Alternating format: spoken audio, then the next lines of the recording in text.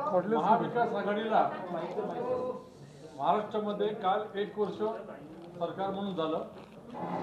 त्या 1 वर्षामध्ये उद्धव ठाकरे यांच्या सरकारने काय केलं काय नाही केलं याचा उहापोह विरोधी पक्ष म्हणून करणं आमचं कर्तव्य आहे।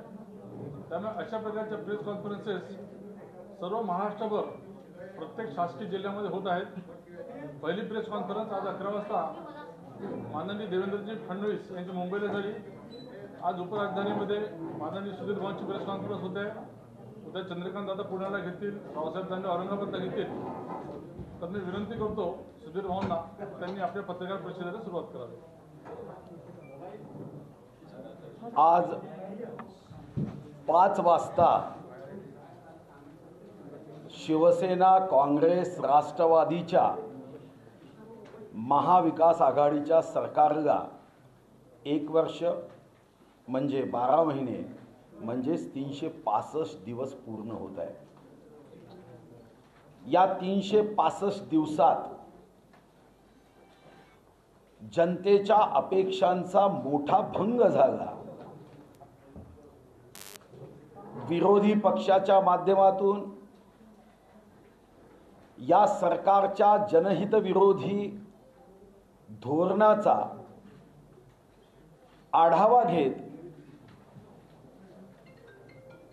जनतेपर्यंत या सरकारचा खरा चेहरा पोहोचावा या दृष्टीने महाराष्ट्रात भारतीय जनता पार्टीच्या वतीने पत्रकार परिषदेचं आयोजन करण्यात आलं आहे। मी आपल्या सर्वांना धन्यवाद देतो की आपण या पत्रकार परिषदेमध्ये उपस्थित राहिलात आणि धन्यवाद देताना अपेक्षा व्यक्त करतो की आज जनता अडचणीत आहे।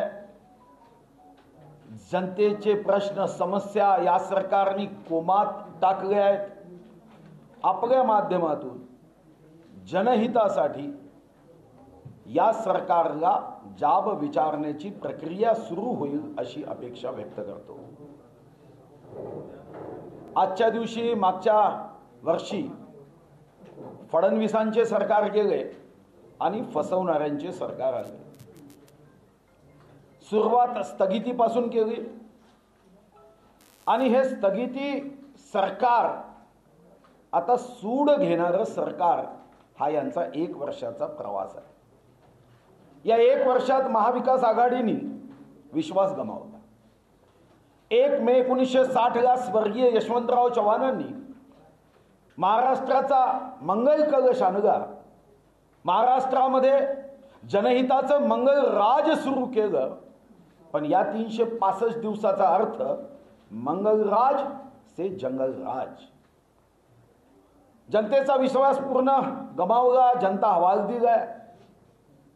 सरकारची जबाबदारी ही एखादी समस्या सोडवताना, निर्णय घेताना मंत्रिमंडळाची बैठक जेव्हा होते तेव्हा तर्कसंगत निर्णय झाले पाहिजे अशी अपेक्षा असते। निर्णय जनहिताचे तर असावेच, पण ते तर्कसंगत असावे। ते तर्कशून्य असता कामा नये। पण दुर्दैवाने या 365 दिवसात जितक्या मंत्रिमंडळाच्या बैठका झाल्या त्यामधले काही निर्णय तर अतिशय तर्कशून्य राहिले। श्रद्धेय माजी पंतप्रधान अटल बिहारी वाजपेयींनी जेव्हा मंत्रिमंडळाच्या संख्येच्या संदर्भामध्ये कायदा केला की ज्या ठिकाणी फक्त विधानसभा असेल तिथं 10% एकूण संख्येच्या मंत्री करता येईल आणि जिथं विधानसभा विधान परिषद असेल तिथं विधानसभेच्या संख्येच्या 15% मंत्री करता येईल। हा कायदा केल्यानंतर हे पहिलं सरकार आहे की ज्यांनी 43च्या 43 मंत्री निवडलेत। 43च्या 43 पूर्ण मंत्री आहेत। म्हणजे सरकारने 43 मंत्री जनसेवा करण्यासाठी या राज्यामध्ये शपथ दिली। 43 पैकी 33 कॅबिनेट आहे। अपेक्षा होती 33 कॅबिनेट, एकूण मंत्रिमंडळ 43 आणि 3 पक्ष अनुभवी। 1960 पासून आजपर्यंत 47 वर्ष 2 महिने 1 दिवस हे काँग्रेस किंवा काँग्रेसच्या विचाराचं सरकार होतं. हा 1 वर्ष त्याच्यात ऍड केला तर 48 वर्ष 2 महिने 1 दिवस हे फक्त आणि फक्त काँग्रेसच्या विचार आणि राष्ट्रवादीचा विचार असणाऱ्याच पक्षाचं सरकार होतं. शिवसेनेचं 16 मार्च 1995 नंतर 4.5 वर्ष आणि शिवसेना भाजपचं 5 वर्ष 9.5 वर्ष हा फक्त भाजप शिवसेनेचा अनुभव आणि 47 वर्ष आणि या वर्षीचं 1 वर्ष 48 वर्ष 2 महिने 1 दिवस हा काँग्रेस राष्ट्रवादीचा अनुभव. म्हणजे विचार केला तर शिवसेना काँग्रेस राष्ट्रवादी तीनही अनुभवी पक्षाच्या माध्यमातून चांद्यापासून बांद्यापर्यंत गडचिरोलीपासून गडहिंग्लजपर्यंतच्या जनतेला न्याय प्राप्त होईल ही अपेक्षा होती. पण नंतर लक्षात आलं की जेव्हा मंत्रिमंडळाची यादी आपण वाचतो तेव्हा पहिलं नाम यू पासून सुरू होतं आणि शेवटचं नाव आदिती सुनील तटकरेवर म्हणजे ए वर संपतं. जशी बाराखडी मंत्रिमंडळात उलटी झाली तसं यांचं कामही उलटं झालं आणि उलट्या बाराखडीसारखं 1 वर्ष यांचं एक उलटसुलट काम करणारं सरकार आपण अनुभवतो आहे. आपल्याला लोकमान्य टिळकांचं ते वाक्य प्रसिद्ध होतं की सरकारचं डोकं ठिकाणावर आहे का.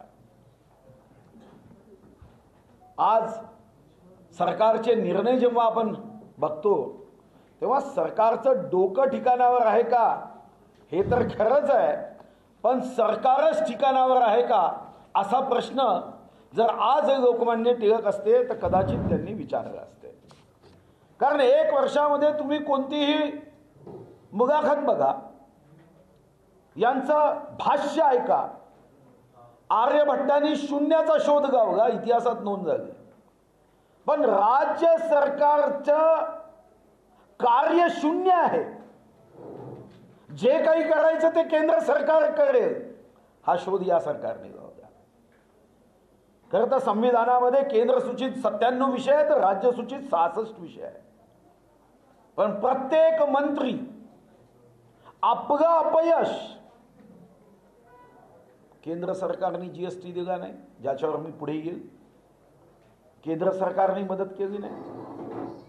वीज बिल माफ करायचं असेल तर केंद्र सरकारने पैसे द्यावे आणि तुम्ही मात्र मंत्रिपदाची पाट्या लावायच्या, नवीन दालनं करायची. तुमचं काम काय? संविधानामध्ये जर 66 विषय राज्य सूचित आहे,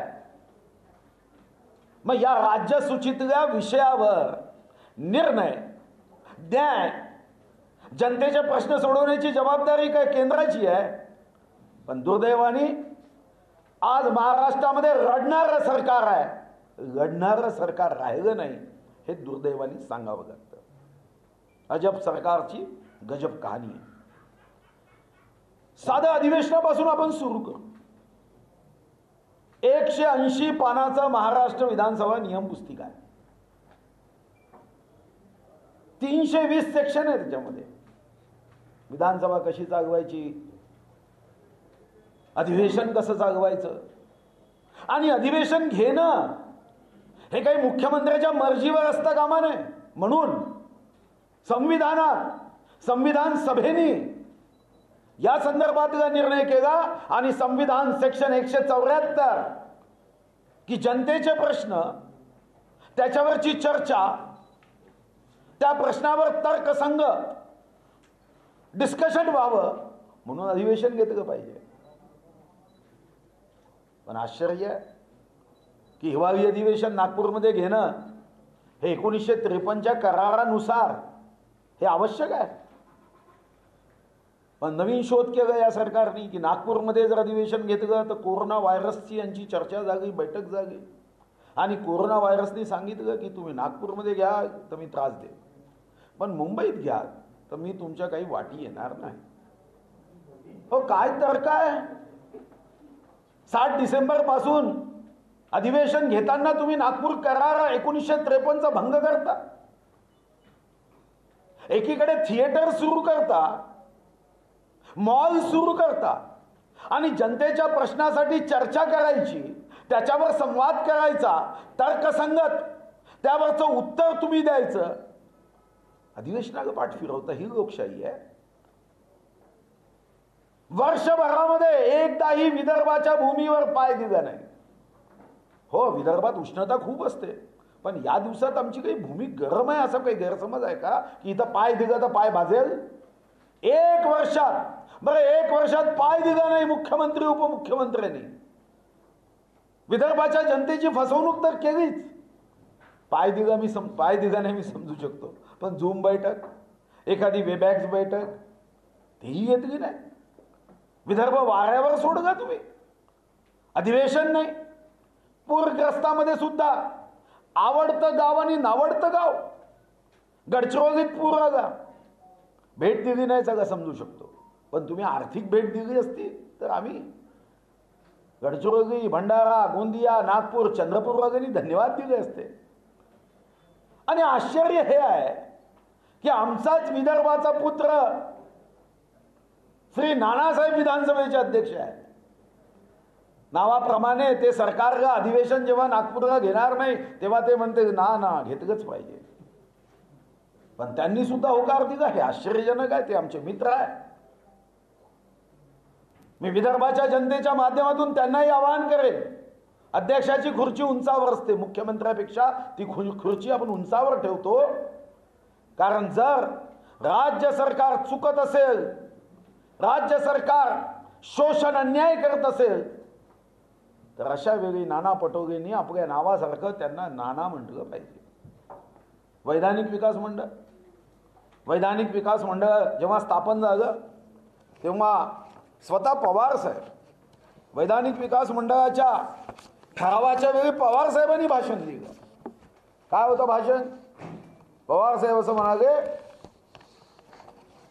की विदर्भाला न्याय दिला पाहिजे, मराठवाड्याला न्याय दिला पाहिजे. आणि शाहू महाराजांचं त्यांनी उदाहरण दिलं की कोल्हापूरमध्ये स्टेशनवर असलेल्या टांगेवाल्याचे घोडे त्या ठिकाणी आणले, एक कमजोर घोडा आणि एक मजबूत घोडा. आणि जेव्हा चंदी भरलेलं भांड ठेवलं तेव्हा मजबूत सुदृढ घोडा हा कमजोर घोड्याला ती चंदी खाऊच देत नव्हता. हे उदाहरण देऊन 26 जुलै 1984ला पवार साहेबांनी भाषण देत सांगितलं की वैधानिक विकास मंडळ झालं पाहिजे, त्याला आमचा पाठिंबा आहे. 84ला ठराव झाला विधानसभेत.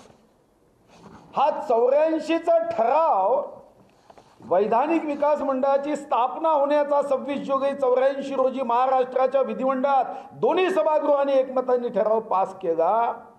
तो आमच्या विदर्भाच्या नशिबाप्रमाणे 84 पासून तो 94 पर्यंत वाट बघत राहिला. आणि मग 5 ऑगस्ट 1984ला हे राजपत्रित झालं, नोटिफिकेशन निघालं, राष्ट्रपतींनी मंजुरी दिली. वैधानिक विकास मंडळ म्हणजे आमच्या विदर्भाचं, मराठवाड्याचं कवचकुंडल आहे. या ठिकाणी असणारा कष्टकरी, दीन दुर्बल, शेतकरी, शेतमजूर, ज्या विदर्भात 36% अनुसूचित जाती जमातीची लोकसंख्या आहे, त्या सर्वांचं कवचकुंडल म्हणजे वैधानिक विकास मंडळ.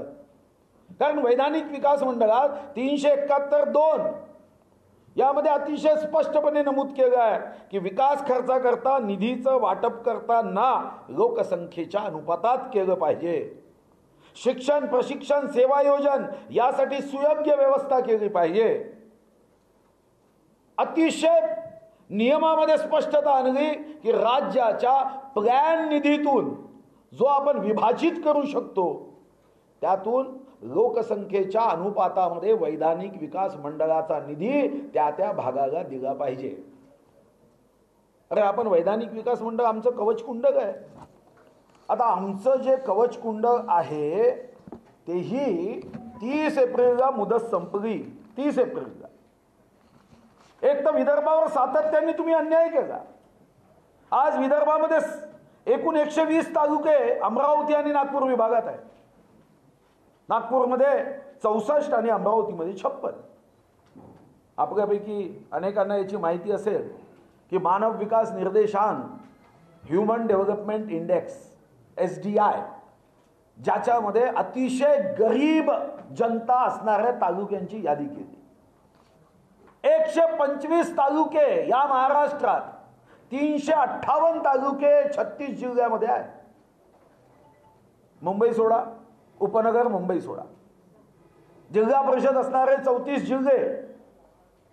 या 34 जिल्ह्यातल्या 358 तालुक्यात 125 तालुके असे आहेत की जे अतिशय गरीब आहे, ज्या ठिकाणी योग्य शिक्षणाची सोय नाही, ज्या ठिकाणी उत्तम आरोग्याची सोय नाही, जिथं रोजगार मायक्रोस्कोपनी पाहावा लागतो. आता या 125 तालुक्यापैकी विदर्भात 60 तालुके मानव विकास निर्देशांकामध्ये, नागपूर विभाग 45, अमरावती विभाग 25. माननीय पंतप्रधान महोदयांनी जे आकांक्षित जिल्हे या देशातल्या जिल्ह्यांपैकी काढलेत की जे मागास आहे. आपल्याही महाराष्ट्रात 4 जिल्हे आहेत, पण विदर्भाच्या नशिबाने त्या 4 पैकी 2 आमचेच आहेत, गडचिरोली, वाशिम, 2 नंदुरबार आणि उस्मानाबाद. वैधानिक विकास मंडळ आमचे कवच होतं. आता वैधानिक विकास मंडळ 30 एप्रिल पासून ठरावाची वाट पाहत आहे की हे सरकार जागं होईल.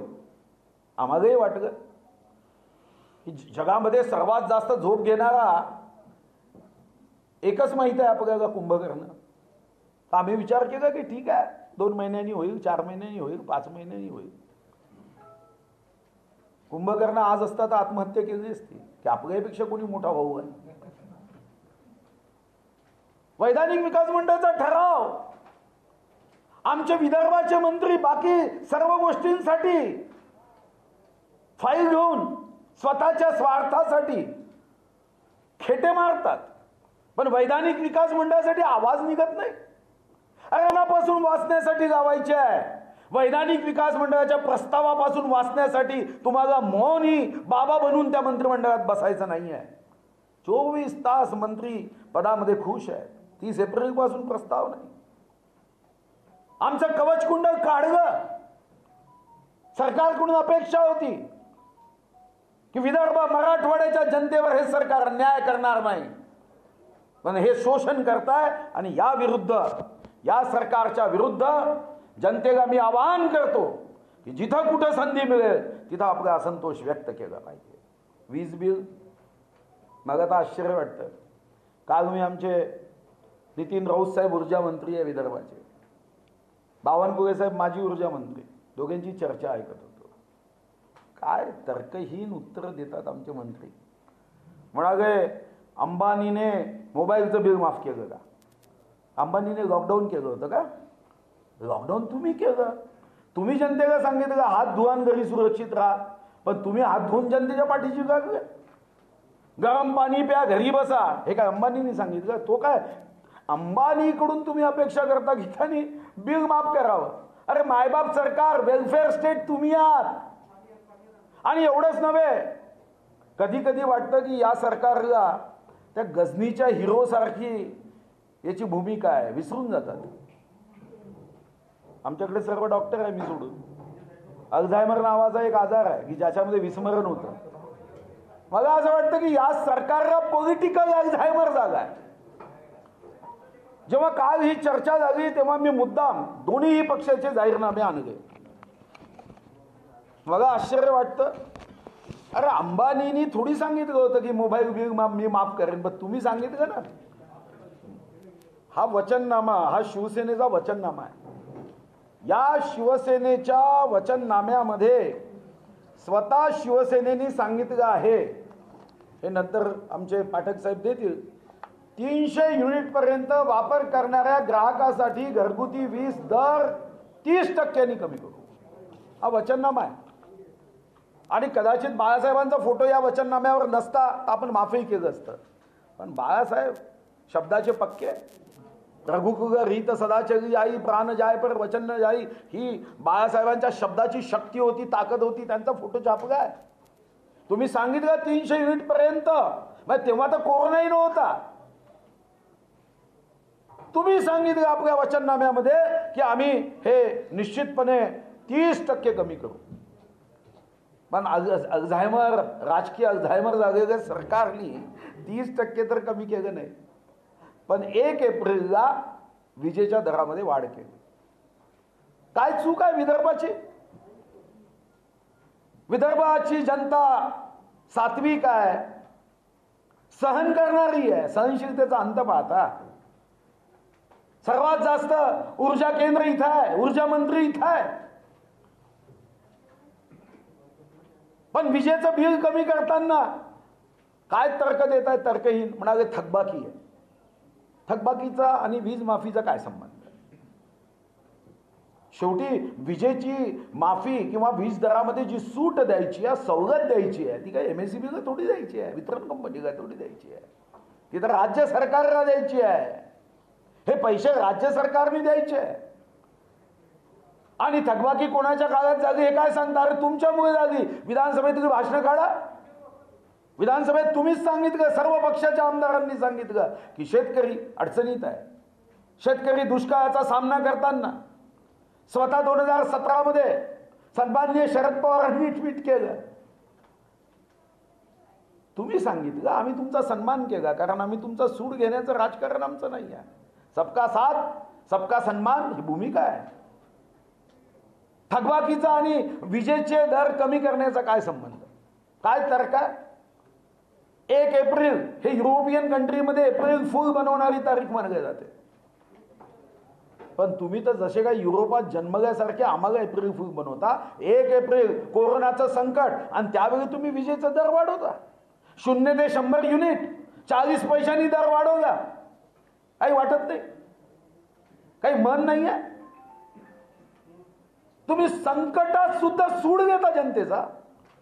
बरं, सूड घेताना काय पाप केलंय विदर्भाच्या जनतेने? विदर्भाच्या जनतेला महावितरणची वीज म्हणजे आमच्याकडे उद्योग आहे, 0 ते 100 युनिट आमच्याकडचा दर आहे 5 रुपये 48 पैसे. आणि जर विदर्भाचा माणूस मुंबईत असेल तर बेस्ट कंपनीची वीज 0 ते 100 युनिट पर्यंत पहिला स्लॅब 3 रुपये 24 पैसे. आणि उपनगर मुंबईत जन्माला आला म्हणजे त्याची चूक आहे. तो गडचिरोलीत आहे, भामरागडमध्ये आहे. टाटाची वीज उपनगर मुंबईमध्ये 0 ते 100 युनिट 1 रुपये 99 पैसे. कुठं 5 रुपये 48 पैसे, कुठे 1 रुपये 99 पैसे. अरे विदर्भामध्ये मानव विकासात जर आमचे 60 तालुके आहे तर खरं तर तुम्ही आम्हाला 1 रुपये 99 पैसे वीज आम्हाला द्यायला हवी होती. ठीक आहे, तुम्ही देऊ शकत नाही, पण कमीत कमी वाढ तर करू नका. तुम्ही वचननामा दिला, शपथनामा, आणि वचननामा शपथनाम्यामध्ये जे सांगितलं ते सुद्धा तुम्ही विसरून गेले. राजकीय अल्झायमर झाल्यासारखे. महाराष्ट्रामध्ये 1,97,78,478 एकूण घरगुती ग्राहक आहे. हे वीज मंडळाचे ग्राहक आहे. आणि तुम्हाला कदाचित माहीत नसेल, जगातली आमची महावितरण आणि आता महाशोषण कंपनी ही जगातली 2nd नंबरची कंपनी आहे 193 देशात, पण कामात मात्र शेवटच्या नंबरची कंपनी. ही महाशोषण कंपनी 18.62% फक्त घरगुती वीज आपण वापरतो. 18.62, फार कॉन्ट्रीब्युशन नाही आहे. सूट देताना फार विचार करण्याची आवश्यकता नाही आहे. आणि दुसरीकडे सोशो इकॉनॉमिक कास्ट सेन्ससच्या माध्यमातून 1,38,41,960 परिवार असे आहेत जे सोशो इकॉनॉमिक कास्ट सेन्ससमध्ये आहेत, ज्यांचं जगणं असह्य आहे. लॉकडाऊनमध्ये घरी बसायला सांगितलं तुम्ही, हाताला काम नव्हतं. 6-7 हजार रुपये घरगुती काम करणारे एखादा परिवार असेल, 8-10 हजार रुपये, 7-8 हजार रुपये महिन्याला कमाई येत असेल, आज तिचं बिल घरी बसलंय. उन्हाचे दिवस होते, उन्हाळ्याचे दिवस होते, एखाद्याकडे पंखा असेल तर पंखा लागला, घरी बसल्याने इतर विजेचा वापर वाढला. आणि तुम्ही 1 एप्रिल 2020ला दरही वाढवता. आणि इकडे सांगता की अंबानींनी मोबाईलचं बिल माफ केलं की नाही. जर तुम्हाला वीज बिल माफ करायचं नसेल तर लक्षात ठेवा, हा जो अहंकार आहे, मस्ती आहे, ही जनता उतरवेल. आणि निवडणुकीत तुमच्या बटनाला हात लावताना लोकांना भीती वाटेल की करंट लागल्याशिवाय राहणार नाही. असा करंट तुम्हाला लावल्याशिवाय ही जनता कमी बसणार नाही. आदिवासी क्षेत्र आमच्या विदर्भात आहे, तिथेही तिथेही तुम्ही अशी भूमिका. साधारणतः 2011च्या लोकसंख्येनुसार 9.8% लोकसंख्या आदिवासी बांधवांची, आणि म्हणून आपण अर्थसंकल्पात 9.8% आपल्या एकूण आउटलेच्या आपण आदिवासी बांधवांसाठी राखीव ठेवतो, त्यांच्या उन्नतीसाठी, प्रगतीसाठी, विकासासाठी. राज्यामध्ये 11,23,00,000 लोकसंख्या 2011 मध्ये होती. त्यापैकी 1,02,00,000 ही जवळपास आदिवासी बांधवांची लोकसंख्या. काय निर्णय केला आपण? GR काढला 9 सप्टेंबर 2020. पहिले तर हे यांचं काम तर प्रश्न संपून गेल्यावर मग हे निर्णय घेतात. मग 3 तासाची उत्तर देण्याची वेळ संपून जाते. मग हे नंतर सेंटरवर येतात. अशा पद्धतीने 9 सप्टेंबर 2020ला खावटी अनुदान देण्याच्या संदर्भात, आणि तीही 1 वर्षासाठी एक GR केला. आता हा GR करताना काय सांगितलं की लॉकडाऊन पिरियडमध्ये आदिवासी बांधवांच्या हाताला काम नव्हतं, म्हणून त्यांना जीवनावश्यक जगण्यासाठी मदत म्हणून 4 लोकांचं कुटुंब असेल तर त्यांना 4,000 रुपये, 8 लोकांचं कुटुंब असेल तर त्यांना 6,000 रुपये. खरं तर 2013 मध्ये पृथ्वीराज चव्हाण साहेबांनी 2013 मध्ये डायरेक्ट बँक ट्रान्सफरचा नियम केला. DBT 5 DBTचीच तयार झाली, डायरेक्ट बँक ट्रान्सफर. पण कॅबिनेटमध्ये जी चर्चा झाली की नाही, त्यांच्या खात्यात थेट पैसे टाकणं योग्य नाही, आपण इथून चहापत्ती खरेदी करू, मीठ खरेदी करू आणि मुंबईवरून खरेदी करून भामरागड सिरोंच्या अंकिसा सरला पाठवू का?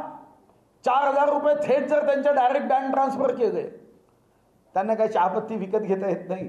आणि तुम्ही कोण ठरवणार की त्यांनी चनाच खाल्ला पाहिजे, उडीदच खाल्लं पाहिजे, चहाच पिला पाहिजे? एखाद्याला हळदीचं दूध प्यायचं असेल तर पिऊ द्या ना. पैसा त्यांचा आहे ना, त्यांच्या हक्काचा आहे ना. संविधानामध्ये लोकसंख्येच्या अनुपातात आपण त्यांना पैसे दिले. पण हा GR काढला 486 कोटीचा आणि सांगितलं की वटाणा, उडीद डाळ, तूर डाळ, शेंगदाणे तेल, अरे सोयाबीन तेल घेईल ना तो, काय अडचण आहे तुम्हाला? आमची मागणी आहे की याच्यामध्ये काहीतरी काळबेरा आहे. तो स्थानिक तिथं दुकानदार आहे भामरागडचा, अंकिसाचा, टेकडाचा, जानमपल्लीचा, का त्या दुकानदाराच्या पोटावर लाथ मारता? आदिवासी बांधवाची त्याचे जुने संबंध आहे. आणि तुम्ही काय निरक्षर समजता आदिवासी बांधवांना? तो सात्विक आहे, प्रामाणिक आहे, कष्ट करणार आहे. चहापत्ती बाजूच्या दुकानात जाऊन तो घेऊ शकणार नाही अशी तुम्ही भावना करता, अपमान करता.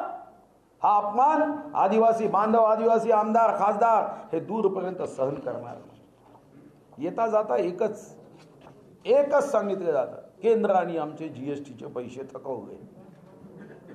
कमीत कमी शिक्षण व्यवस्था उत्तम ठेवता येत नाही तर सामान्य ज्ञान जनतेचं कशाला बिघडवता? GSTचा कोणता पैसा थकवला? केंद्र सरकारने आपल्या राज्याला जी मदत केली, म्हणजे 12 नोव्हेंबरचा माझ्याकडे आकडा आहे, आपल्या राज्याला हे खरं आहे की कोरोनाच्या संकटात देशाचं नाही जगाचं उत्पन्न कमी झालं. अमेरिकेचं उत्पन्न कमी झालं, जपानचं कमी झालं, जर्मनचं कमी झालं, भारताचं कमी झालं, महाराष्ट्राचं कमी झालं, उत्तर प्रदेशचंही कमी झालं. पण या देशात म्हणजे भाजपचेच मुख्यमंत्री नव्हे, तेलंगणाच्याही मुख्यमंत्र्यांचं मी भाषण मुद्दाम ऐकतो, कोणी रडत नाही, कोणी रडत नाही. का? याला मोदींना धन्यवाद दिले पाहिजे. यासाठी कुणी रडत नाही की 1 जुलै 2017ला आपण पार्लमेंटमध्ये कायदा पास केला.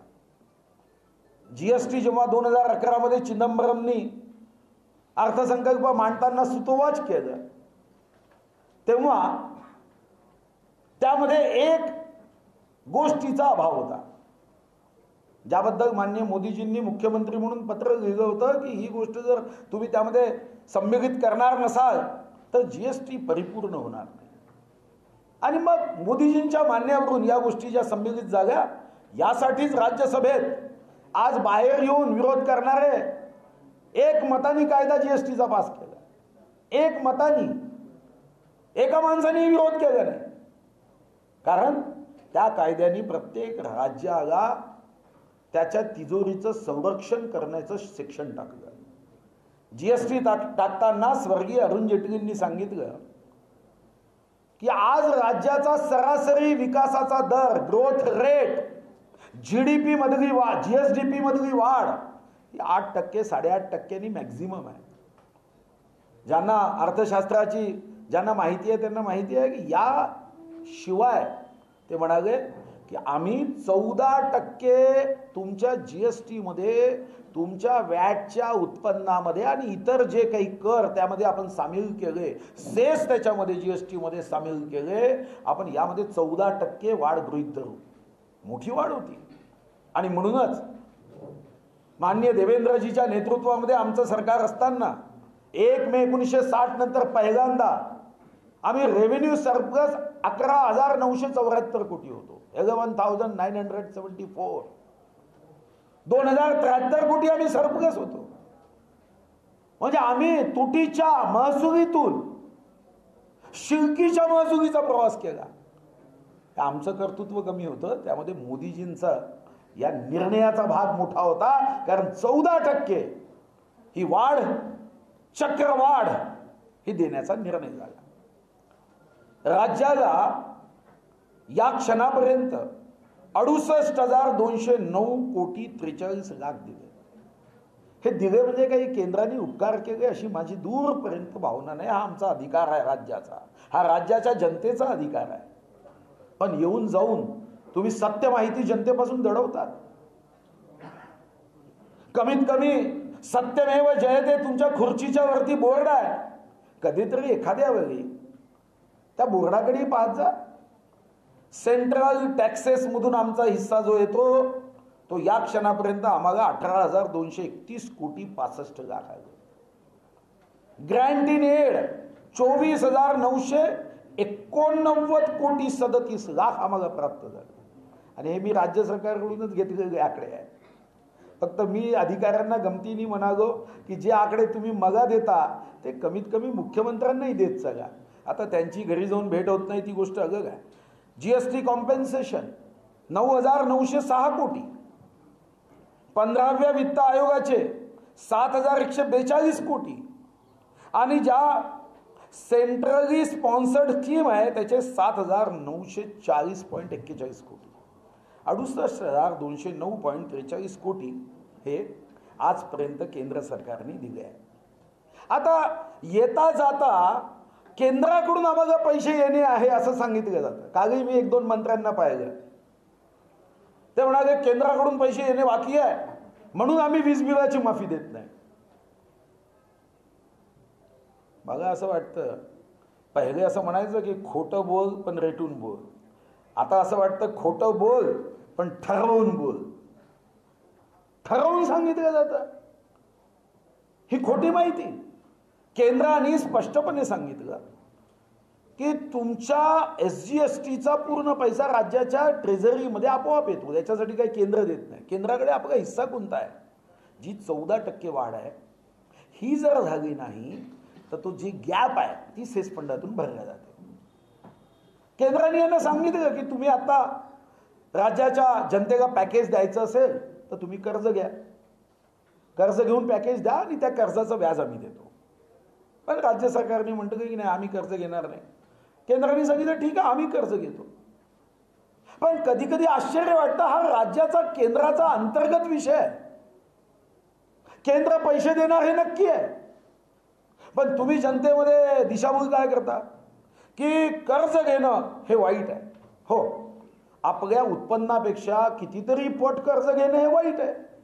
पण आपल्या राज्याचं उत्पन्न 32 लक्ष कोटीचा GSDP आहे आपला, ग्रॉस स्टेट डोमेस्टिक प्रोडक्ट. आपल्या यावर्षीचा अर्थसंकल्प 4,37,000 कोटीचा आहे. आणि आपल्यावर जे कर्ज आहे ते जगामध्ये जो मापदंड आहे त्या मापदंडापेक्षा खूप कमी आहे. मागच्या सरकारमध्ये हायएस्ट 28.2 हा ऋणभार होता, तो आम्ही 15.50 पर्यंत आणला. मग कर्ज घेताना तुम्ही सांगता की दीन दुर्बल, शोषित, पीडित, अंध, अपंग, निराधार, असहाय्य, दलित, आदिवासी, शेतकरी, शेतमजूर, विजेचं बिल भरण्यासाठी, शेतकऱ्यांच्या कर्जमुक्तीसाठी पैसे कर्ज म्हणून घेतले. मायबाप सरकार आहे, घेतले पाहिजे. पण ठीक आहे, तुमचा तर्क आहे, कारण तुमचं तर्कहीन आहे, पण तुमचा तर्क आहे की कर्ज घेणं वाईट आहे. मग मी माननीय मुख्यमंत्र्यांना प्रश्न विचारतो की तुम्ही स्वतःचं ॲफिडेव्हिट तुम्ही केलं की चार्टर्ड अकाउंटंटने केलं, एकदा बघून घ्या. पण तुम्ही जर स्वतःचं ॲफिडेव्हिट बघितलं असेल, तुमचं 2018-19चं उत्पन्न आहे 38,28,070 वर्षाचं. आमच्या रश्मी वहिनींचं उत्पन्न आहे 79,49,730. म्हणजे तुमचं वर्षाचं उत्पन्न आहे 1,17,77,800. 1,17,00,000. कर्ज किती आहे तुमच्यावर? 15,50,36,733. म्हणजे तुम्ही 15 पट कर्ज घेत आहात, कारण तुम्हाला तुमच्या परिवाराची चिंता आहे, परिवाराच्या उन्नतीची चिंता आहे. मग राज्याच्या प्रगतीसाठी, उन्नतीसाठी, गोरगरिबांसाठी कर्ज घेताना तुम्ही तर्कहीन कारण सांगता. देशात काही इतर राज्यांपेक्षा आमच्या राज्याची आर्थिक स्थिती सुदृढ आहे, राज्याची जनता परिश्रमी आहे. पण तुम्हाला केशरी कार्ड धारकांना धान्य द्यायचं असेल तर तुम्ही कॅबिनेटमध्ये ठराव करता. हा तर पहिला ठराव आहे 1 मे 1960 नंतर की कॅबिनेटचा ठराव काय तर म्हणजे कॅबिनेटचा ठराव की माननीय मुख्यमंत्री पंतप्रधानांना केसरी कार्डवर मोफत धान्य द्यावं असं पत्र पाठवेल. हा काय कॅबिनेटचा ठराव आहे? असा कॅबिनेटमध्ये प्रस्ताव मंजूर होतो. पण कॅबिनेटमध्ये असेही प्रस्ताव हे मंजूर केले जात आहे. एक डर्टी पॉलिटिक्स सुरू झालं. सभ्यतेच्या मर्यादा साऱ्या उलंडल्या जात आहे. जी सभ्यता महाराष्ट्रात पक्ष कोणताही असो, स्वर्गीय यशवंतराव चव्हाणांपासून आदरणीय शरद पवारांपासून तर पृथ्वीराज चव्हाण असतील, अशोक चव्हाण साहेब असतील, मनोहर जोशी साहेब असतील, देवेंद्र फडणवीसजी असतील, यांनी कधी या राज्याच्या परंपरा सभ्यतेच्या मर्यादा सोडल्या नाही. पण आज मात्र साऱ्या सभ्यतेच्या मर्यादा आणि नवीन नवीन शोध की डॉक्टरपेक्षा कंपाऊंडर बरा, हरामखोर शब्दाचा अर्थ नॉटी होतो, हे सामान्य ज्ञान बिघडवण्याचे कार्य सुरू झाले. खेळ तुमने शुरू किया है, खेळ हम समाप्त करेंगे. या देशाच्या कुठेही असे डायलॉग कोणतीही राज्यकर्ते मारत नाही. पण आपल्या राज्यामध्ये हात धुवून मागे लागेल, शिंगावर घेईल. मी वनमंत्री होतो, वाघाला कधीच शिंग नसतात. कशाला वाघाचं तुमचं प्रतीक बदलवता तुम्ही? फोन काय व्हायरल करतात. 4 मंत्री विदर्भाचे गेले होते म्हणे मुख्य सचिव ऐकत नाही. तुमच्यात क्षमता नसेल, एक मुख्य सचिव तुमचं ऐकत नाही, तुम्ही स्वतःच्या हाताने पद गमावता. अशा पद्धतीचे अनेक निर्णय या महाराष्ट्राने बघितले आणि आज महाराष्ट्राची जनता हे चिंतेत आहे. वचननामा तुम्ही जो दिला, आम्हाला अपेक्षा होती की शपथनामा वचननामा हे सरकार पूर्ण 5 वर्षाचं आहे, त्यामुळे माझी अपेक्षा नाही की ती काही एका वर्षात पूर्ण व्हावी. एक तरी गोष्ट, शिवसेनेच्या वचननाम्यात आर्थिक दुर्बल घटकातील शेतकऱ्यांच्या खात्यात 10,000 रुपये प्रतिवर्ष जमा करू. का नाही केलं? 300 युनिटचं मग मी वाचलं 30% दर कमी करू. निराधारांचं मानधन दुप्पट करू. अरे दुप्पट करू नका, हात जोडतो आम्ही सर्वजण, पण जे आहे ते दर 2 महिन्यांनी द्या. 4-4 महिने दिव्यांगांचे पैसे नाही, निराधारांचे नाही, रमाई आवास योजनेचे पैसे नाही. थट्टा गावली आहे. काँग्रेस राष्ट्रवादीच्या शपथनामा, यावेळी त्यांनी जाहीरनाम्याचं नाव बदललं, शपथनामा केला. म्हटलं नाव कशासाठी बदललं तर त्या शपथनाम्याच्या प्रस्तावनेनंच त्यांनी सांगितलं की साधारणतः त्यांनाही माहीत होतं लोक विश्वास ठेवत नाही, लोकांनी विश्वास ठेवलाही नव्हता, कारण 44 आणि 54 98 झाले. त्यांनी शपथनामा शब्द दिला आणि पहिल्या प्रस्तावनेत ते लिहित आहे की शपथनामा हा सार्थ शब्द आम्ही वापरतो. आणि तो कशासाठी वापरतो तर पुढे लिहितात की स्वराज्याचे तोरण बांधण्यासाठी अवघ्या 14व्या वर्षी शिवरायांनी बेल भंडारा उचलून शपथ घेतली. शपथनामा मांडताना आम्हाला याच शिवरायाची प्रेरणा आहे. म्हणजे त्यांनी बेल भंडारा घेऊन केली, आम्ही आता शपथनामा करतोय, हा असाच बेल भंडारा घेऊन करतोय. मग काय दिलं आश्वासन? तरुण सुशिक्षित बेरोजगारांना 5,000 रुपये मासिक भत्ता देऊ. हा तुमचा शपथनामा आहे. देऊ नका 5,000 रुपये. आम्ही लागेल तर तुम्ही विसरा, आम्ही विसरतो तुमचा हा शपथनामा. पण छत्रपती शिवाजी महाराजांचं नाव घेऊ नका तुम्ही. 5,000 रुपये तर दिले नाही, पण गेले 6 महिने मी मागणी करतोय की तुम्ही आरोग्य खात्याची नोकर भरती करा. अरे कोरोनाची महामारी आहे, संकट आहे. पण दुर्दैवाने नोकर भरती तर केलीच नाही. पण तरुणांच्या बाजूनी जेव्हा आम्ही सांगितलं की तुम्ही कमीत कमी एक विशेष बाब म्हणून, त्यांच्या मनात भीती आहे. आज एका तरुणाने MPSCची आत्महत्या केली, तर कमीत कमी 2 वर्ष वयोमर्यादा विशेष बाब म्हणून वाढवण्याचा GR तर केला नाही. ग्रामीण भागातील पदवीधरांना 100 दिवसाचा रोजगार देऊ. उच्च शिक्षणासाठी 0% व्याजदराने शैक्षणिक कर्ज देऊ. आणि याच्या पुढे जाऊन कदाचित एकच कॉपी हे काढतात शपथनाम्याची की काय मला माहीत नाही.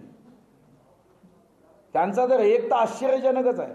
ते लिहित आहे की उपेक्षित, मागास, आर्थिकदृष्ट्या मागास, तिन्ही वर्ग आले.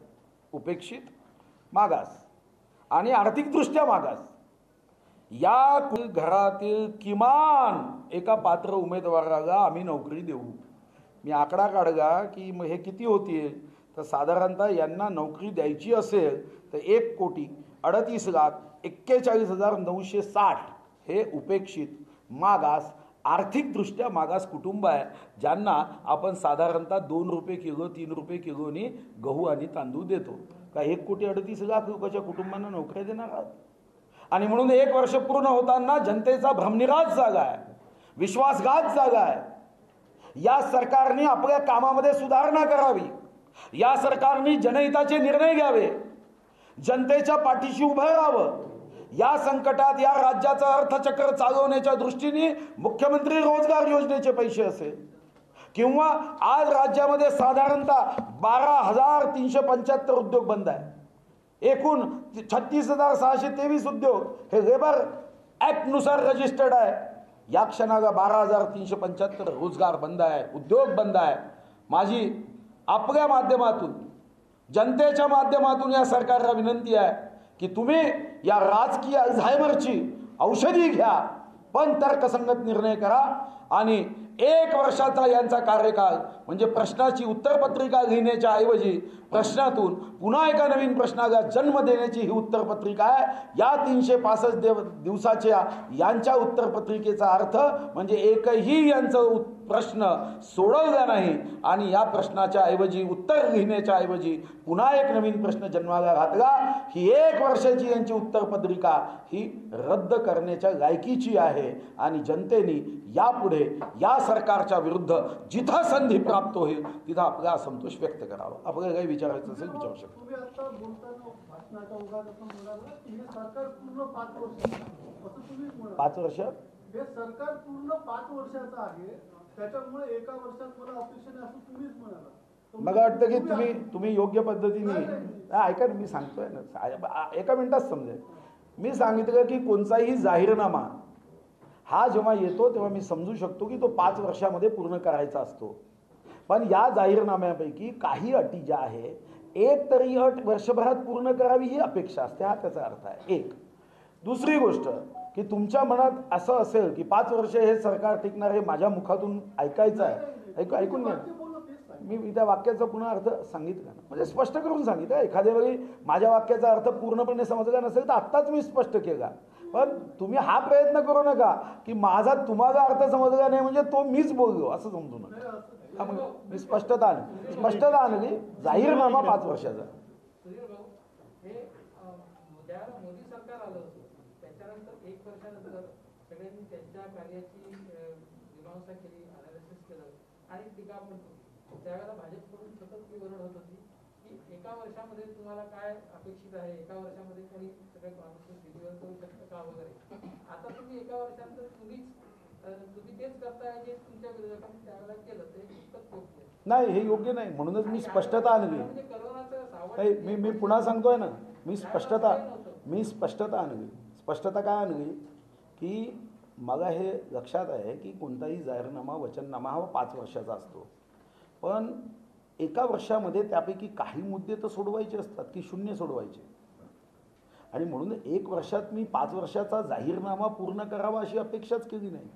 पण जेव्हा ऐका ना, कोरोनाच्या संकटात सुद्धा तुमचं उत्पन्न कुठं राज्याचं कमी होणार आहे? तुम्हाला माझा मुद्दा समजला की नाही?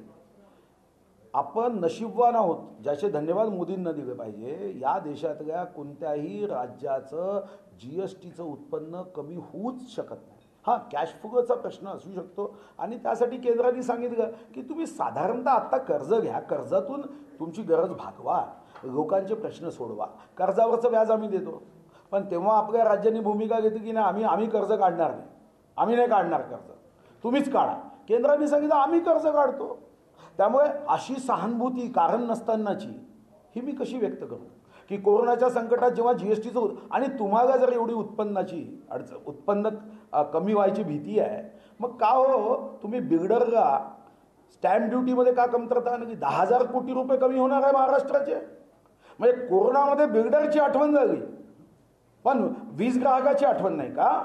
मंत्र्यांचे दालनं, ठीक आहे, त्या दालनाला काय कमी पैसे लागतील, पण तुम्ही दालनं करता आहात, खरं तर प्रतीक आहे. तुम्ही नवीन गाड्या घेतल्या, हे प्रतीक आहे. 10 जुलै 2020ला तुम्ही GR काढला 10 जुलैला की प्रत्येक न्यायाधीशाला आम्ही 50,000 रुपयाचा चष्मा दरवर्षी देऊ. अरे पुढच्या वर्षी GR काढला असता ना. आणि म्हणून उत्पन्न कमी होत आहे, हे जी माहिती चुकीची दिली जात आहे. GST 14% आणि अधिवेशनात आम्हाला हे विषय मांडायचे आहे, पण अधिवेशन म्हणून तर घेतलं जात नाही. अधिवेशन घेतलं तर भीती आहे. 14% GSTचा ग्रोथ 1001% हा आपल्याला इन्शुअर्ड आहे. मग उत्पन्न कमी होणार असं का धरता तुम्ही? आणि या देशामध्ये इतर राज्यात मुख्यमंत्री नाही आहे का की इतर राज्यामध्ये उपमुख्यमंत्री मुख्यमंत्र्याच्या पदावर बसले आहे? कोणीच रडत नाही, महाराष्ट्रात का रडतात? हा प्रश्न तुमच्या माध्यमातून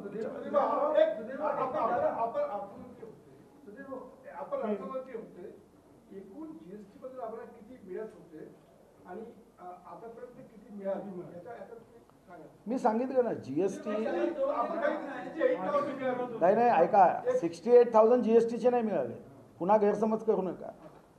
केंद्र सरकार काहीही पैसे देत नाही अशी जी ओरड आहे त्याच्यावर मी वाचून दाखवलं की या क्षणापर्यंत केंद्र सरकारने जे कायद्याने आपल्याला पैसे द्यावे लागतात त्या प्रत्येक हेडमध्ये पैसे दिले. कोणते हेड आहे? सेंट्रल टॅक्सेस, म्हणजे केंद्र सरकारचं जे उत्पन्न होतं त्याच्या 42% राज्याला वाटायचे असतात, ते आपल्याला आत्तापर्यंत 18,231 कोटी आले. ठीक आहे. ग्रँट इन एड जी मदत करायची असते त्याच्यामध्ये 24,989 कोटी आले, म्हणजे लक्ष वाचत नाही मी. GST कॉम्पेन्सेशन हे 9,906 कोटी आलं. 15व्या वित्त आयोगाच्या माध्यमातून जो राज्याच्या स्थानिक स्वराज्य संस्थांना निधी द्यायचा असतो तो 7,142 कोटी आला. आणि सेंट्रली स्पॉन्सर्ड स्कीम आहे, म्हणजे याच्यामध्ये आपण सर्व शिक्षण अभियान असेल, NRHM असेल, 7,940 कोटी आले. आता दुसरा प्रश्न की आपला जो SGST असतो तो केंद्र देत नाही. म्हणजे आपल्याकडे जे 5 स्लॅब आहे त्या 5 स्लॅबमध्ये जर एका वस्तूवर 18% टॅक्स असेल तर 9% डायरेक्ट आपल्याच तिजोरीत जमा होतात. CGST जो central goods and service tax आहे तो त्यांच्याकडे जातो, आपल्याकडे येतो. आता केंद्राकडून जे पैसे यायचे म्हणजे कोणते? ते पैसे म्हणजे मी जसं सांगितलं की 1 जुलै 2017ला आपल्याला इन्शुअर्ड केलं आपल्या तिजोरीच्या या GST कराला की तुमचा हा जो कर आहे तो दरवर्षी 14% वाढ गृहीत धरल्या जाईल. आणि 14% वाढ गृहीत धरून त्याच्यामध्ये जर काही उणीव असेल, त्रुटी असेल, जसं मागचे साधारणतः 17 नंतर आपल्याला फार कमी पैसे घ्यावे लागले कारण आपलं राज्य शक्तिशाली होतं. 14% ग्रोथ रेट धरूनही आपल्याला फार कमी कॉम्पेन्सेशन घ्यावं लागायचं. पण यावर्षी कोरोनामुळे जे कॉम्पेन्सेशन देशामध्ये सर्व राज्यांना साधारणतः 50,000 कोटी वाटावं लागायचं ते कदाचित हे 2 ते 3 लक्ष कोटीपर्यंत जाईल. हे कॉम्पेन्सेशन गव्हर्नमेंट ऑफ इंडियाने सांगितलं की आम्ही तुम्हाला देतो, काही चिंता करू नका. सर्वच राज्यांना ते द्यावं लागणार आहे. पण जेव्हा काही राज्य महाराष्ट्रासारखं म्हणायचे आम्हाला पैसे द्या, तर तेव्हा केंद्राने 2 सूचना केल्या. एक सूचना केंद्राने अशी केली, कारण हा विषय तुम्ही नक्की समजून घेतला पाहिजे. पहिली सूचना केली की तुम्ही कर्ज घ्या, त्या कर्जावरचं व्याज आम्ही भरू. पण GST कौन्सिलमध्ये यांनी सांगितलं नाही, ही जी काही गॅप आहे, म्हणजे ती गॅप कशाची आहे? GSTच्या आमच्या उत्पन्नाची गॅप नाही आहे, की एकूणच 14% कायद्याने जी वाढ द्यायची त्याच्यामध्ये ते इन्शुअर्ड आहे की हे दिली पाहिजे. आपलं राज्य म्हणाला आम्ही पैसे घेत नाही. मग राज्याला नियम असा होता की तुम्हाला तुमच्या GSDPच्या 3% कर्ज काढता येतं वर्षाला. हा कायदा आपल्या अनेक वर्षापासूनचा आहे आणि याची मर्यादा एकूण GSDPच्या 22%च्या वरती जाता नाही. आपण 15.5वर आहोत, म्हणजे 15.50 आहे. तर आपल्याला अजून साधारणतः 7-7.5% आपण पुढे जाऊ शकतो, 6.5-7%.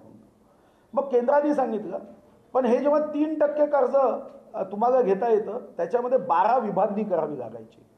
म्हणजे समजा उद्या माझं 30 लक्ष GSDP असेल तर मी 3% काढू शकतो, पण हे 3% जर मला काढायचं असेल तर मला 12 महिन्यात त्या रकमेची विभागणी करावी लागायची. मग केंद्राने सांगितलं की कोरोना आहे, कोरोनाचं संकट आहे, आता लॉकडाऊन आहे, लोकांना मदतीचा हात देणं आवश्यक आहे, अगर हम जिएंगे तो आगे जाएंगे. आणि म्हणून त्यांनी सांगितलं की 3%ची अट आम्ही शिथिल केली. त्यांनी 3%ची अट शिथिल करून 5% केली. आता आमचं यावर्षीचा GSDP 32 लक्ष कोटी आहे. 5% याचा अर्थ आम्ही 1,60,000 कोटीचं कर्ज घेऊ शकतो, 1,60,000 कोटीचं. आणि 1,60,000 कोटीचं समजा आम्हाला उद्या कर्जही घ्यायचं नाही असं आपण गृहीत धरू. ऑलरेडी आमचे 1,00,000 कोटी या राज्याचे डिपॉझिट्स आहे बँकेत, विविध बँकांमध्ये आहे. मग MMRD असतील, सिकॉम असतील, सिडको असेल, सिकॉम नाही सिडको असतील, MIDC असतील, 1,00,000 कोटी आहे. तर मी सुचवलं तुम्ही 1,00,000 कोटीवर 75,000 कोटी तर 1% व्याजाने मिळू शकते. तुम्ही राज्याच्या जनतेच्या हितासाठी कर्ज काढताना तुम्ही काय कारण सांगताय आम्ही कर्ज काढू का? मग स्वतःसाठी का काढू? 43 मंत्र्यांपैकी 38 मंत्र्यांवर कर्ज आहे. मग तुम्ही स्वतःच्या पोरांची चिंता आहे कर्ज काढता आणि सरकार मायबाप सरकार आहे, भामरागडच्या गरिबांची चिंता नाही आहे का? हा विषय आहे. आणि म्हणून केंद्राने पैसे दिले नाही, आमच्याकडे आता GST कमी होणार, आमचं उत्पन्न कमी होणार, अशी भीती आणि धाक का घातला जातो? आणि मग याच्यावर विधानसभेत उत्तर द्या. तर माझं तर पहिलं आव्हान आहे, यांनी 7 डिसेंबरला अधिवेशन घेऊन दाखवावं. सुधीर भाऊ, आता आपण जसं प्रेस कॉन्फरन्स मध्ये सांगितलं की विजेचा प्रश्न ऐरणीवर आहे, काल आधी माझी वीज मंत्र्यांची आपसामध्ये डिबेट पण झाला. येत्या 1 डिसेंबर पासून जनरेशनचे रेट वाढतात कारण कोळसा वाढला. जानेवारीच्या दुसऱ्या आठवड्यात महावितरणकडनं पुन्हा MERC कडे प्रस्ताव चालला दरवाढीचा आणि पुन्हा पूर्वीचा दिलासा न मिळता नवीन वीज दरवाढीचा शॉक होऊ लागला. म्हणजे भाजपाकडनं इतका विरोध होतो आहे तरी सुद्धा नवीन दरवाढ येत्या मार्चमध्ये राज्यातल्या जनतेला बसणार आहे. तर विरोधक म्हणून आपण इफेक्टिव्ह नाही होत आहे का राज्यामध्ये? नाही, इफेक्टिव्ह 100% आंदोलनाच्या माध्यमातून होता येतं, पण कोरोनाच्या संकटात आपण जनतेच्या संदर्भातले प्रश्न सोडवताना ही खबरदारी सावधानी तर घ्यावी लागेल. आपण उद्या भव्य दिव्य मोर्चे काढा हे तर काही मला नाही वाटत की शेवटी कधी कधी काही लोकांचे अपराध पूर्ण व्हायची वेळही बघावी लागते. विधानसभा ही लोकशाहीच्या माध्यमातून जनतेचा आवाज बुलंद करणे आणि प्रश्न सोडवण्याचे एक उत्तम व्यासपीठ आहे. फक्त आमचं आव्हान आहे की 7 डिसेंबरचं अधिवेशन नागपूरमध्ये तर यांनी घेतलं नाही, पण मुंबईत तरी घेतलं पाहिजे. कारण आत्ता आम्हाला अशी माहिती मिळत आहे की 7 डिसेंबरचं अधिवेशनसुद्धा पुढे ढकलण्याच्या दृष्टीने प्रस्ताव तयार केले जात आहे. तर मला वाटतं की असं घाबरट धोरण सरकारने घेऊ नये, जनतेच्या प्रश्नाचा सामना केला पाहिजे. फक्त दैनिक सामन्यामध्ये मुलाखत देऊन प्रश्न सुटणार नाही, जनतेच्या प्रश्नाचा सामना करणं हे जास्त गरजेचं आहे. एक विचारा, मी पूर्ण वेळ देतो, चिंता करू नये. केंद्रीय संस्थांचा गैरवापर होत असेल तर त्यांना त्याच भाषेत आम्ही उत्तर देऊ, ईडीच्या कारवाईवर उत्तर देऊ. मग कोणी थांबवलं? चुकीचं कोणीही कृती केली त्याचं उत्तर त्या भाषेत द्यायला कोणीच थांबवलं नाही. पण तुम्हाला जी चूक वाटते, तुम्ही स्वतःच्या चुकीचे न्यायाधीश होता, स्वतःच्या चुकीचे वकील होता आणि दुसऱ्याच्या चुकीचे न्यायाधीश होता का? असं कसं शक्य आहे? सर, हे 68,000 कोटी आतापर्यंत आले, एका वर्षाचे आहे? नोव्हेंबरपर्यंत. या नोव्हेंबरपर्यंत, एका वर्षाचे नाही, या नोव्हेंबरपर्यंत. म्हणजे एप्रिल, मे, जून, जुलै, ऑगस्ट, सप्टेंबर, ऑक्टोबर, नोव्हेंबर 8 महिन्याचे. अल्झायमरसाठी आपल्याकडे काही इलाज, सोल्युशन, औषध, कुठली मात्रा आहे? आहे. राजकीय अल्झायमरसाठी एक औषध आहे, त्याची मात्रा 1 तारखेला देता येते आणि ती म्हणजे यांना अल्झायमरचा रोग, राजकीय अल्झायमर दूर करायचा असेल तर EVM मशीनमध्ये झटका दिला पाहिजे आणि मतपत्रिका असेल तर आमच्या उमेदवाराच्या नावासमोर एक टाकला तर यांच्या लक्षात येईल की जनतेचा असंतोष आता पराकोटीला चालला आहे. आपल्याला जसं बिहारमध्ये नोटापेक्षा कमी मतं पडली, इथेही आपलं डिपॉझिट जायला लागेल, तेव्हा राजकीय अल्झायमर दूर होतो. आपल्या काही वरिष्ठ नेत्यांचं वक्तव्य येतात आहे की आपण हे सरकार लवकरच दूर पाडणार आणि तुमचं सरकार येईल, अशा प्रकारचे वक्तव्य येतात आहे. ज्यावेळेला कोरोना सुरू झाला त्यावेळेला मध्य प्रदेश आणि राजस्थानमध्ये भाजपने हेच केलं. आता कोरोनाची दुसरी लाट येते आहे, तर त्याचा फायदा घेऊन तुम्ही सरकार नाही, मला असं वाटतं की काही सरकार पाडणे या संदर्भात कधीही माननीय माजी मुख्यमंत्र्यांनी कधीच असं बोलले नाही की आम्ही सरकार पाडतो. सातत्याने आम्ही हाच विषय मांडतोय जे देवेंद्र फडणवीस साहेबांनी मांडला की सरकार पाडायची गरजच नाही आहे. हे सरकार ज्या पद्धतीने कृती करत आहे, यांनी जनतेचा ज्या पद्धतीचा विश्वासघात केला, शिवसेना भारतीय जनता पार्टीला 2,30,58,525 मतं जनतेने दिली. काँग्रेस राष्ट्रवादीला 1,81,00,000 मतं आहे. भाजप शिवसेनेच्या पाठीमागे आशीर्वाद उभा केला, 161 आमदार निवडून आले. पण त्यांनी कोणाच्या समोर कोण साक्षीदार, कारण साधं नोटरी करायचं असेल तरी सुद्धा 2 साक्षीदार लागतात. पण इथं यांनी कधी शपथ घेतली की मी शिवसैनिकाला मुख्यमंत्री बनवेन, आणि यांच्या एवढे मोठे महत्वाचे शिवसैनिक नव्हतेच कोणी. आपण गुढीपाडव्याला गोड बातमी देणार होते, गुढीपाडवाही गेला, होळी गेली. असा आहे, गुढीपाडव्याला गोड बातमी देणे याचा अर्थ काही सरकार पाडणे असा अर्थ नव्हता.